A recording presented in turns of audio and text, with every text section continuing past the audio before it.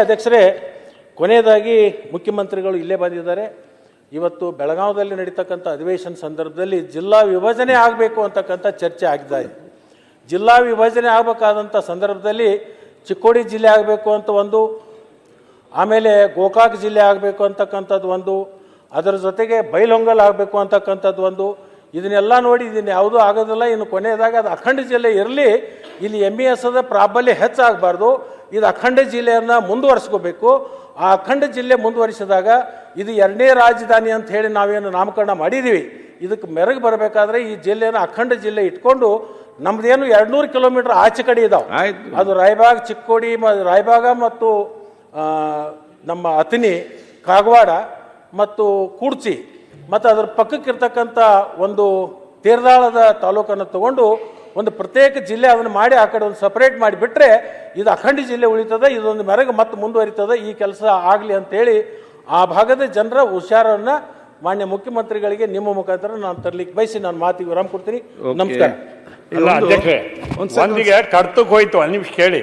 ಮುಖ್ಯಮಂತ್ರಿಗಳು ಒಂದ್ಸಲ ಸರ್ವಪಕ್ಷ ಸಭೆಗೆ ವಿರೋಧ ಪಕ್ಷ ನಾಯಕರು ಕರ್ಕೊಂಡು ಹೋಗಿಲ್ಲ ಅಂತ. ಮುಖ್ಯಮಂತ್ರಿಗಳು ಅದಾರ, ವಿರೋಧ ಪಕ್ಷ ನಾಯಕರು ಅದಾರ. ಒಂದು ಡೇಟ್ ಫಿಕ್ಸ್ ಮಾಡಿ ಸರ್, 100 ಸಮಸ್ಯೆ ಇದಾವೆ ರಾಜ್ಯದ್ದು.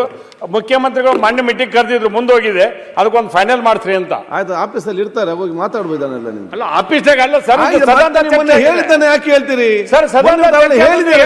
ನೀವೇ ಮಾತಾಡ್ದಾಯ್ತಾ? ಬೇರೆ ಮಾತಾಡ್ಲಿಕ್ಕಿಲ್ವ ಹಾಗಾದ್ರೆ? ತಮ್ಮ ಮೂಲಕ ಹೇಳ್ಬೇಕಲ್ಲ. ಮೊನ್ನೆ ಹೇಳಿದ್ದೀರಿ, ಮೊನ್ನೆ ಹೇಳಿಲ್ಲ ಸರ್, ಅವಕಾಶ ಮಾಡಿ ಕೊಟ್ಟಿದ್ದಾರೆ, ಪ್ರಸ್ತಾಪ ಅಂತ ಹೇಳಿದೆ. ಸಭಾಧ್ಯಕ್ಷ, ನಾನು ಭಾಷಣ ಮಾಡಕ್ ಹೋಗೋದಿಲ್ಲ.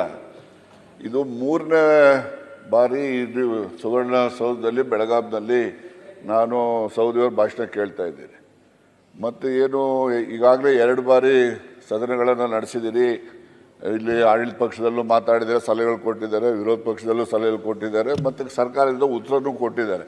ಇದೇ ಭಾಷಣಗಳು, ಇದೇ ಉತ್ತರಗಳೇ ಆಗ್ತಾ ಇದೆ. ಅದಕ್ಕೋಸ್ಕರ ನಾನು ಸಲಹೆ ನಿಮ್ಮ ಮೂಲಕ ಸರ್ಕಾರಕ್ಕೆ ಅಂತ ಹೇಳಿದ್ರೆ, ಕಳೆದ 2 ಬಾರಿ ಚರ್ಚೆ ಆದಾಗ ಏನು ಆಡಳಿತ ಪಕ್ಷದ ಸದಸ್ಯರು, ವಿರೋಧ ಪಕ್ಷದ ಸದಸ್ಯರುಗಳು ಏನೆಲ್ಲ ಸಲಹೆಗಳು ಕೊಟ್ಟಿದ್ದಾರೆ, ಆ ಸಲಹೆಗಳನ್ನು ಆಧರಿಸಿ ಸರ್ಕಾರ ಏನೆಲ್ಲ ಕ್ರಮ ತೆಗೆದುಕೊಳ್ತೀವಿ ಅಂತ ಹೇಳಿ ಸದನಕ್ಕೆ ಈ ಭಾಗದ ಜನರಿಗೆ ಭರವಸೆ ಕೊಟ್ಟಿದ್ದಾರೆ. ಅವು ಯಾವಿದ್ದಾವೆ, ಅದರಲ್ಲಿ ಯಾವ ಭರವಸೆಗಳು ಈಡೇರಿದ್ದಾವೆ, ಯಾವ ಈಡೇರಿಲ್ಲ, ಅದ್ರ ಬಗ್ಗೆ ಸ್ವಲ್ಪ ಬೆಳಕನ್ನೇ ಚೆಲ್ಲಿದ್ರೆ ಉತ್ತಮ ಆಗ್ತದೆ. ಇಲ್ಲಾಂದ್ರೆ ಇದು ಚರ್ಚೆ ನಡೀತಾನೆ ಇರ್ತದೆ, ಉತ್ತರಗಳು ಬರ್ತಾನೆ ಇರ್ತವೆ, ಎಲ್ಲ ಅದರಿಂದ ಏನು ಪ್ರಯೋಜನ ಆಗೋದಿಲ್ಲ ಅಧ್ಯಕ್ಷರೇ. ಅದಕ್ಕೋಸ್ಕರ ಕಳೆದ 2 ಬಾರಿನಲ್ಲಿ ಯಾವುದೆಲ್ಲ ಸರ್ಕಾರದಿಂದ ಏನೆಲ್ಲ ತೀರ್ಮಾನಗಳನ್ನು ಇಲ್ಲಿ ಘೋಷಣೆ ಮಾಡಿದ್ದಾರೆ, ಆ ಘೋಷಣೆ ಮಾಡಿದಂಥ ತೀರ್ಮಾನಗಳಲ್ಲಿ ಯಾವುದು ಕಾರ್ಯಗತ ಆಗಿದೆ, ಯಾವ್ದು ಕಾರ್ಯಗತ ಆಗಿಲ್ಲ, ಅದಕ್ಕೆ ಕಾರಣಗಳೇನು ಅಂತಕ್ಕಂಥದ್ದನ್ನು ತಿಳ್ಕೊಳ್ಳಲಿಕ್ಕೆ ಬಯಸ್ತೀನಿ ಅಧ್ಯಕ್ಷ.